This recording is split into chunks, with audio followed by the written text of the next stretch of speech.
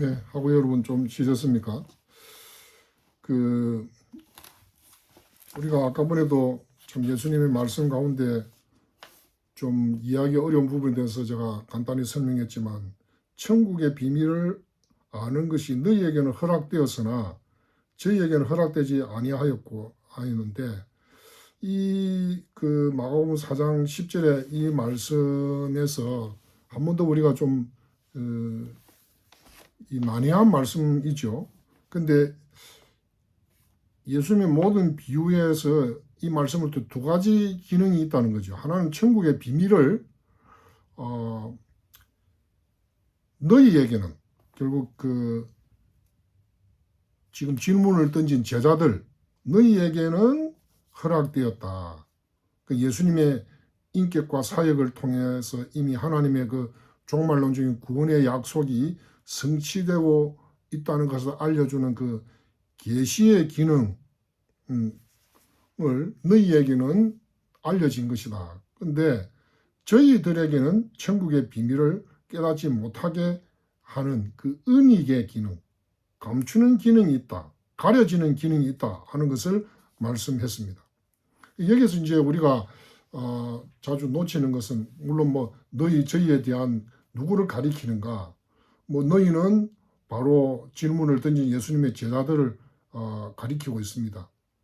그러나 본문에서 그건 쉽게 너희에 대해서 발견할 수 있는데, 저희들에 대한 설명은 본문에 직접적으로 나타나지 않습니다. 예수님의 비유가 시작되기 이전에 마태복음이나 마가복음의 문맥을 살펴보면, 저희들이라는 것은 바로 예수님의 사역에 대해서 공공연하게 도전하고 모함하고 비난하는 예수님 당대의 정치 및 종교 지도자들이라는 사실을 발견하게 됩니다. 마가복음이나 마태복음이나 이 문맥을 보면 예수님의 초창기 갈릴리 사역에서 예수님께 도전하는 자들이 직접적으로 나타나지 않습니다. 그러나 예수님의 사역이 점점 확장되면서 많은 무리들이 예수님의 가르침과 천국 복음 설교를 듣고 예수님에 의해서 병고침을 당하게 되고 하는 이런 일이 일어나자, 비로소 당대의 대표적인 종교 지도자들인 바리새인들이 예수님을 영접하기는커녕 오히려 예수님을 비난하고 대적하는 자들로 이렇게 등장하고 있습니다. 두 번째로 아까 말씀, 마가복음 4장 10절 말씀에서, 그렇다면 왜 예수님은 비유를 사용해서 이 천국 비밀을 또 한편으로 나타내고 한편으로는 숨겼는가? 두 가지 계시의 기능과 은닉의 기능을 발휘할 수 있게 하는가? 그러니까 사실은 비유의 주된 기능은 천국을 보여주는 계시의 기능이 맞습니다. 예수님의 비유는 예수님 믿고 따르는 자들에게는 천국의 놀라운 비밀을 알 수 있는 은혜와 축복의 수단이 되지만, 반대로 불순종하는 자들에게는 하나님의 무서운 심판이 선언되는 수단이 되는 것입니다. 그렇기 때문에 예수님의 비유는 비유를 듣는 모든 시대의 사람들로 하여금 천국을 선포하시는 예수님에 대한 믿음과 불순종의 갈림길에 서게 된다는 거죠. 그러니까 이 비유를 듣고 보기는 봐도 보지 못하고 듣기는 들어도 깨닫지 못한다는 것은 이렇게 쉽게 명확하게 가르쳐 주심에도 불구하고 그것을 이해하지도 못하고 이해해도 따르지 않는 이런 사람들이 있다는 것을, 저희들이 있다는 것을 말씀해 주고 있습니다. 예수님의 공생의 사역의 걸 보면 예수님의 설교, 또 예수님의 가르침, 그리고 예수님의 대화가, 물론 대화도 대화 속에서 가르침이 다 있지만은, 그렇게 이렇게 형태적으로 본다면은 예수님의 대화는 정말 격이 없고, 질문들에 대한 답을 주시면서 격이 없이 주고받는 대화, 격이 없는 가벼운 일상적인 언어, 뭐 성경도 신약 성경은 그 로마 시대에 그 아주 천민들이 쓰는 그 코인의 그릭 헬라어로 이렇게 기록하지 않았습니까? 하나님의 말씀을 누구나 쉽게 읽을 수 있도록 접할 수 있도록 그렇게 은혜를 베풀어 주셨지요. 자, 우리가 사용하는 단어를 우리가 한번 뭐 일주일에 뭐 하루에 얼마를 사용하는가 이렇게 세어 본다면은 여러 가지 종류의 말, 뭐 설교, 가르침으로 한정될 수 있는 말을 일반적으로 쓰는 대화가 훨씬 단어들이 많다는 것을 알게 될 겁니다. 설교나 가르침의 상황이 아닐 때 예수님은 당시에 함께 사셨던 사람들, 그 당시에 사람, 사건, 질문 등 당시에 일어났던 일들을 공유하던 그 남자와 여자들과 함께 그들의 삶의 상황을 텍스트로 사용해서 대화를 나누셨습니다. 그러니까 우리가 하는 말처럼 말이죠. 설교는 하나님에게서 시작됩니다. 하나님의 말씀, 하나님의 역사 행동, 하나님의 현존에서 시작됩니다.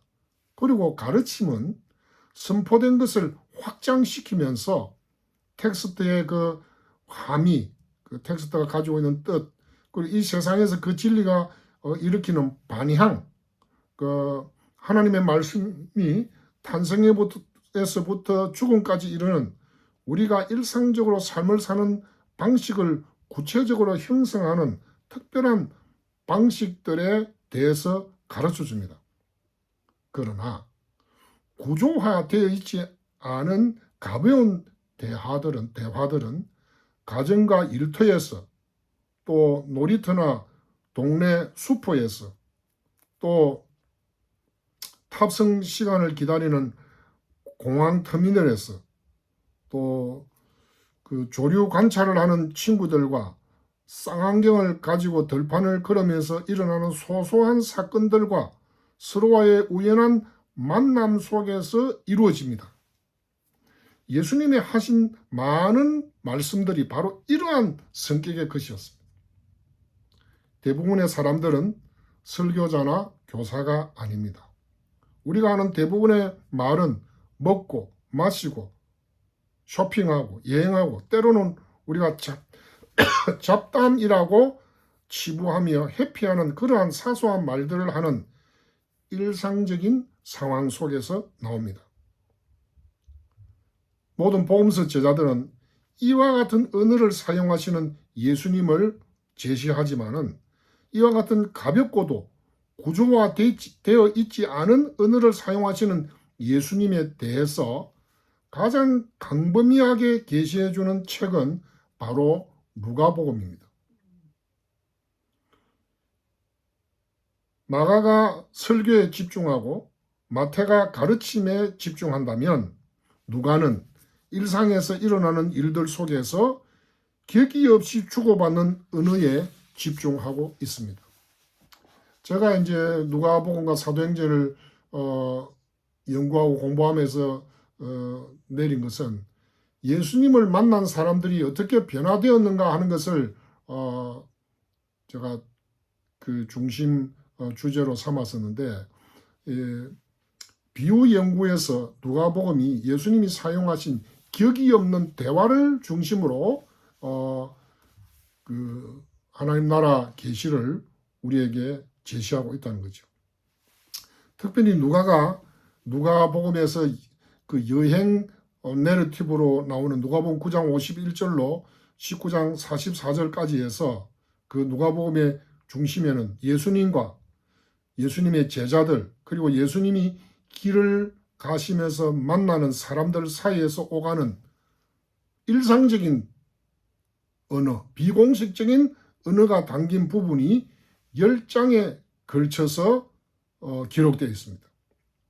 이 부분은 갈릴리를 떠나는 것에 대한 언급이 9장 51절이죠. 그리고 예루살렘에 도착하는 것에 대한 언급이 19장 11절, 28절, 41절. 그 틀이 이루어져 있습니다. 이러한 틀 때문에 이것을 여행 내러티브라고 이렇게 별칭을 붙이죠. 이 10장에 나오는 대부분의 내용들은 누가만이 독특하게 다루고 있는 것들입니다. 신약 성경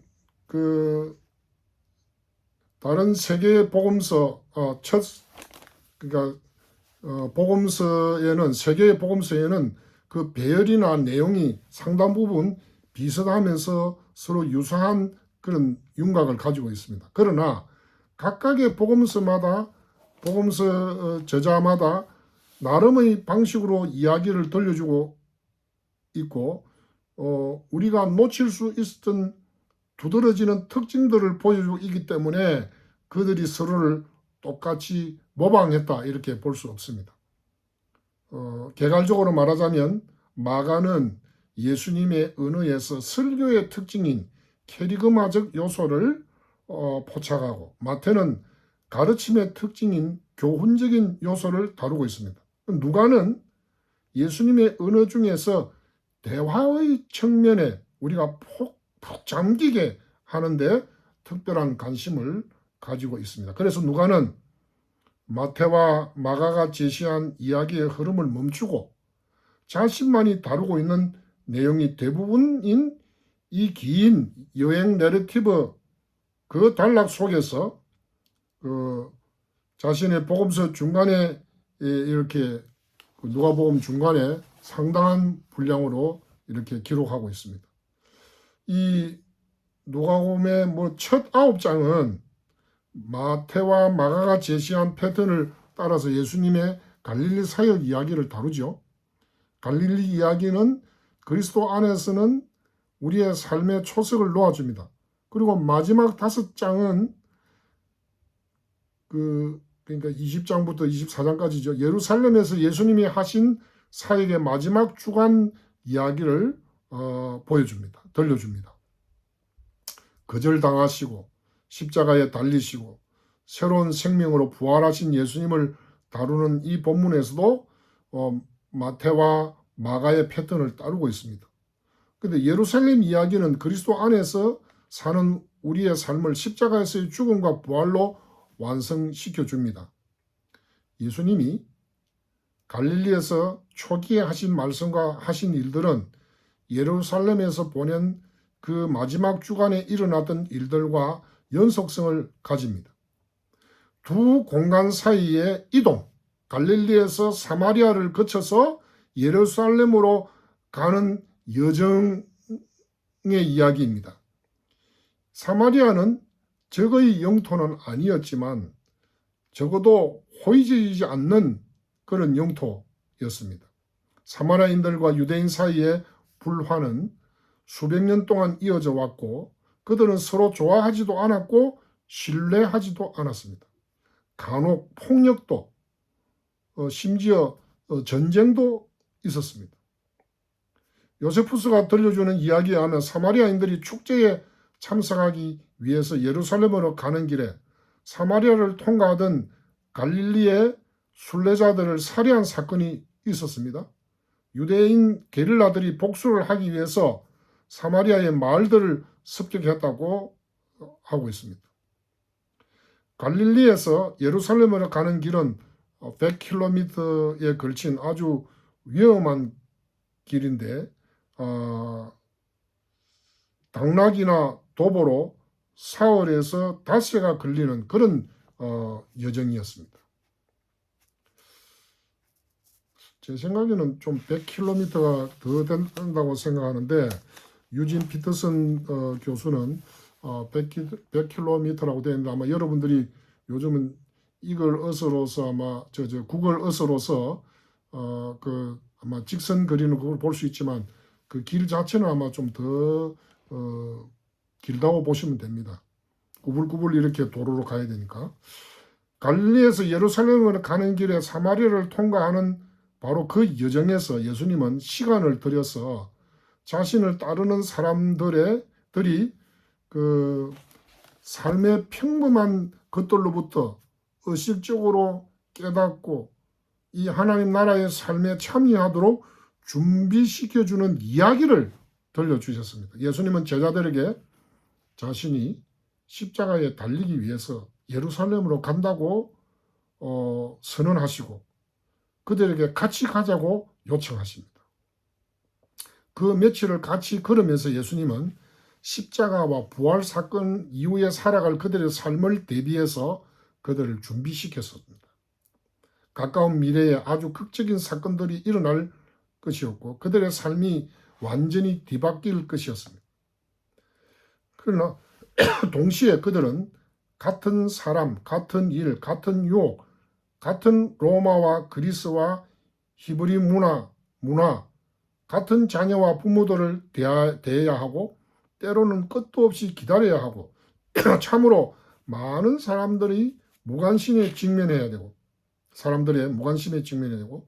스스로를 의인이라고 생각하는 사람들에게 미칠 것 같은 위선을 다뤄야 되고 전쟁의 어리석음, 현란한 소비의 어리석음, 교만한 지배자들의 거짓말을 다뤄야 했습니다. 모든 것이 변하겠지만 한편으로는 그 어떤 것도 변하지 않을 것이었습니다.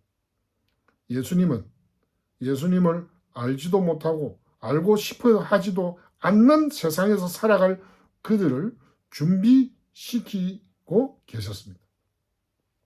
예수님은 여기저기에 떠들어대지 않고 인내하시면서 알아주지 않아도 순종하면서 십자가와 부활의 삶을 살도록 그들과 오늘 우리를 준비시키고 계셨습니다. 예수님은 이 사마리아에서의 대화를 통해서 이 모든 일들을 예수님이 하신 방식 그대로 그리고 예수님이 그것에 대해서 말씀하신 방식 그대로 그들이 조용히 용감하게 해내도록 준비시키고 계셨습니다. 예수님은 머지않아 자신이 더 이상 물리적으로 그들과 함께 있지 않을 때에도 그들이 결코 자신들이 가장 좋다고 생각하는 방식을 고집하지 않을 것임을 분명히 말씀하셨습니다. 예수님의 방식, 십자가의 방식이 지속되어야 했습니다. 하지만 예수님이 이러한 말씀을 하시면서 긴박한 언어를 사용하지 않으셨다는 것은 참 흥미롭고 의미심장합니다. 예수님은 목청도 높이지 않고 대화조로 말씀하셨습니다. 대체로 예수님은 이야기를 들려주셨습니다. 예수님을 따르는 자들은 이 이야기를 결코 잊지 않을 것입니다. 즉시 다루어야 하는 안건이나 부과받은 임무 없이 그의 목적지까지 도달하기만 하면 되는 상황에서 여유 있게 걸으며 이야기를 나누게 되면 사람들 사이에 자연스럽게 친밀함이 발생합니다. 마태와 마가는 갈릴리에서 예루살렘까지 가는 길에 시간을 낭비하지 않습니다. 반면에 누가는 속도를 늦추고 여유를 부립니다. 누가는 여유 있게 걸어서 가는 이 여행이라는 배경을 기회 삼아서 예수님과 제자들이 갈릴리에서 예루살렘으로 걸어가면서 나누는 구조화되어 있지 않은 대화의 자연스러움을 확장시키고 발전시키고 있습니다. 질문에 대답하시는 예수님, 저녁 식탁에 둘러앉아 이야기하시는 예수님, 친구들과 함께 의논을 하시는 예수님, 이야기를 들려주시는 예수님이 다 여기에 담겨져 있습니다. 마태와 마가가 단 2장에 걸쳐서 해결하고 있는 부분을 누가는 10장으로 늘리고 있습니다. 누가는 때때로 일어나는 일상적인 문제들을 다루실 때 예수님이 사용하시는 언어의 방식에 잠기게 합니다. 예수님은 누구든지 끼어들어 이야기할 수 있게 서두르지 않으셨습니다. 이것이 바로 설교나 가르침의 상황이 아닐 때 예수님이 언어를 사용하신 방식이에요. 종교적인 대화라고 부르는 어떤 것을 이야기해서 공식적으로 떼어놓는 시간이 아닌 때에 언어를 사용하는 방식입니다. 그래서 우리는 이 누가의 여행 내러티브에서 한 두 가지를 흥미롭게 볼 수 있는데, 첫째는 예수님의 삶과 사역에서 초점이 맞추어지는 두 지역, 즉 갈릴리와 예루살렘 사이에서 일어나는 일들을 다루고 있다는 사실입니다. 예수님과 그의 제자들은 사마리아라고 하는 익숙하지 않고 친절하지도 않은 지역을 지나가고 있습니다. 갈릴리와 예루살렘과는 달리 사마리아는 예수님과 그의 동료들의 홈그라운드가 아닙니다. 그들은 익숙한 갈릴리의 해당과 사랑하는 예루살렘의 성전으로부터 떨어져 있는 것입니다. 그들은 이 사람들을 잘 모르고 그들과 공통점도 거의 없습니다. 회당과 성전도 다르고 서로 합의하는 성경도 없습니다. 사마리아 사람들은 오경만 가지고 있지 않습니까? 또 그들은 이 지역과 이 백성들에게 있어서는 서로가 이방인들이죠. 이것은 그리스도인들이 일요일과 일요일 사이의 삶에서 경험하는 것과 같은 비슷한 면입니다. 예수님을 따르는 삶은 일요일 예배에서 보통 설교를 통해 전달되고 가르쳐집니다. 일요일의 성서는 세례받은 무리와 함께 예수님을 예배하고 따르는 것의 의미에 주의를 기울이는 지정된 시간이고 장소입니다. 내가 누구인지를 자기 자신 안에서가 아니고 성부, 성자, 성령의 하심과 그 삼위 하나님의 사역 안에서 발견하고 깨닫는 남자와 여자 그리고 아이들과 함께 하는 것입니다. 우리 편인 남자와 여자들 사이에서 기도하고 기도하는 마음으로 듣기 위해서 따로 떼어놓은 보호받는 시간이자 장소입니다. 우리는 그러한 시간과 장소에서는 어떠한 일들이 일어나는지 자세히는 아니더라도 대충은 알고 있습니다. 적어도 그 구조와 거기에 모인 대부분의 사람이 어떤 사람인들인지 예측이 가능하죠. 그러나 그러한 일요일과 일요일 사이에, 주일과 주일 사이의 시간 동안에는 우리와는 달리 예수님을 따르고 있지 않는 사람들, 하나님과 하나님의 나라에 대해서 우리와 같은 그 신앙, 신념을 가지고 있지 않은 사람들과 대부분의 시간을 보내게 됩니다. 그러한 때에 우리가 처하게 되는 상황들, 가정에서의 필요, 직장에서의 책임, 또 험악한 날씨, 우연한 사고와 횡재 등과 같은 일들은 철저하게 세속적이죠. 적어도 무심하게 그러한 일들을 바라보는 사람들의 눈에는 그렇게 보입니다. 누가 무슨 말이든 할 수 있고 무슨 일이든 일어날 수 있습니다. 그리고 그 무슨 말이나 일이 실제로 말해지고 일어나는 경우가 많습니다. 주일 예배 시간에 우리가 들은 설교 본문과 연결되거나 거기에서 파생된 것처럼 보이는 일들은 많지 않습니다. 사마리아는 주일과 주일 사이에, 일요일과 일요일 사이에 있는 대부분의 시간을 보내게 되는 갈릴리와 예루살렘 사이에 있는 지역입니다. 거기에 있는 동안 누가 우리에게 무슨 말을 할지 혹은 우리에게 무슨 일이 일어날지를 예상할 수 있는 사람은 아무도 없습니다. 어떤 사람들은 자신의 그리스도인 정체성을 일요일에 일어나는 일들에만 국한시키려 합니다. 그 정체성이 세상에 의해 오염되는 것을 막기 위해서 우리는 사마리아인들과 예의 바른 그 잡담 위에는 가능한 대화를 하지 않으려고 합니다. 또 어떤 사람들은 일요일의 설교와 가르침으로부터 받은 구절들을 외워서 앞으로 오는 여세 동안 일어나는 대화나 사건들 틈새에 집어넣으려고 합니다.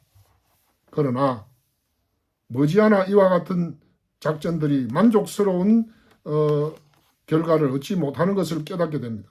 우리가 깨닫지 못한다 하더라도 사마리아인들은 확실히 깨달을 것입니다. 여행 내러티브라는 별 명칭이 완벽하게 만족스러운 것은 아닙니다. 왜냐하면 그 열장이 갈릴리에서 예루살렘에 가는 여행의 언급에서 시작되고 끝나는 것이 확실한 반면에 그 여행의 일정이나 순서는 확실하지 않기 때문입니다. 그 여행은 자체로 이야기와 사건들이 담긴 일종의 보물뽑기 주머니와 같은 역할을 하는 것으로 볼 수 있습니다. 예수님이 자신에게 주어지는 대로 각각의 사랑과 상황에 맞게 언어를 바꾸시거나 즉흥적으로 만들어내시는 주문이. 여행 내러티브에서 예수님은 사마리아를 지나가는 길에 일어나는 여유있고 자연스러운 사건들을 겪으면서 명백하게 종교적인 언어는 별로 사용하지 않으면서 비공식적이고 비구조화된 언어로 말씀합니다. 여기에서 우리가 이제 감지하기 시작하는 것은 여행 내러티브로 시작된 것이 이야기를 하는 과정에서 하나의 비유로 발전했다는 것입니다. 하나님과 하나님 나라에 대한 언어가 예상되는 장소와 시간인 일요일과 일요일 사이에서 갈릴리의 거룩한 해당들과 예루살렘의 거룩한 성전 사이에서 예수님이 언어를 사용하신 방식에 대한 비유로 발전했습니다. 사마리아는 그런 식으로 거룩하지 않았고 갈릴리와 예루살렘에서 계시되고 있었던 예수님에 대해 호의지지 않았습니다. 누가는 하나님의 계시를 들을 준비가 그에 되어 있지 않거나 어쩌면 전혀 되어 있지 않은 사람들, 그리고 드물지 않게 대놓고 적대적인 사람들과 이야기하실 때 예수님의 언어를 사용하신 방식에 대한 비유로서 사마리아를 제시하고 있습니다. 그래서 예수님이 자주 아까 말했죠. 이야기를 우리가 비유라고 이름 붙이는 작은 이야기들을 들려주시는데, 이 누가복음의 여행 내러티브 10개의 장에서 대부분 이야기들을 들려주고 있습니다. 누가복음의 중간에 배치된 이 10개의 이야기는 누가만이 다루는 이야기입니다. 비유가 아니면 말씀하지 아니하시고 또 다른 복음서에는 언급되지 않은 10개의 비유들이 있습니다. 여기에 무슨 특별한 이유가 있었을까 하면, 비유는 나름의 형식을 가진 말의 형태로, 비유로 말하면 듣는 사람들은 상상력을 동원해서 동참하게 되고 눈에 띄지 않게 심지어는 은밀하게 비유는 듣는 사람을 끌어들입니다. 이 간결하고도 흔한 허세 부리지 않는 이야기가 대화 속에 던져져 우리 발치에서 떨어지면 눈길을 주지 않을 수 없습니다. 우리 발치에 떨어지면. 그러니까 비유는 너무나 익숙한 거기 때문에 누구나 쉽게 들을 수 있게 되는 거죠. 그래서 비유를 여러분들이 파라볼레이라는 게 뭐냐면 파라가 곁에고 볼레는 던져진. 그러니까 그래서 우리 발에 던져졌다고 하는데, 이게 여기에 왜 있는 거야? 우리가 질문을 던지고 생각하고 상상하고, 비유는 재빠르게 정확한 일격을 던지면서 등장합니다. 비유는 약하지만 그의 모든 힘이 그것을 듣는 자에게 작용합니다. 이 비유에 대해서 우리가 좀 더 많은 연구를 할 수 있는데, 제가 이제 시간이 되었기 때문에, 많이 지났기 때문에 정리를 한다면,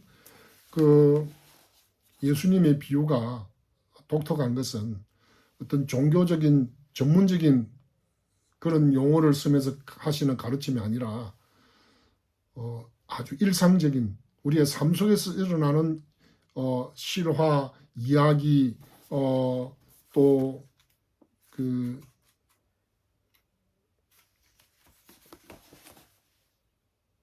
제가 갑자기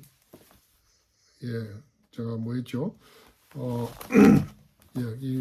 나이가 들면 금방 이렇게 예화는 제가 머릿속에 생각을 했는데, 이 세 가지 형태로 나오면서 비유가 제시가 되고 있는데, 이 언어는 예수님께서 독특하게 사용하신 것인데 누구나 하나님 나라의 그 계시를 이해할 수 있게 되어 있어요. 가려진 게 아닙니다. 그런데 이것을 듣고도 이해를 못하고 받아들이지 않고 또 비유로 말씀하신 것을 거부하는 것은 정말 이제는 기회가 없다는 그런 마지막 계시의 그 은익적인 기능 속에서 우리는 생각할 수 있고, 비유의 언어가 예수님께서 우리를 위해서 사용하신 그 은혜의 언어다. 우리가 모두가 이해할 수 있는 말로 그렇게 생각한다면 하나님의 언어로서의 비유 그렇게 우리가 이해하면서 여러분들께서 비유 성경 본문을 연구하실 때 더 깊은 성찰과 또 영적인 유익이 넘치기를 바라며 합니다. 경청해 주셔서 감사합니다.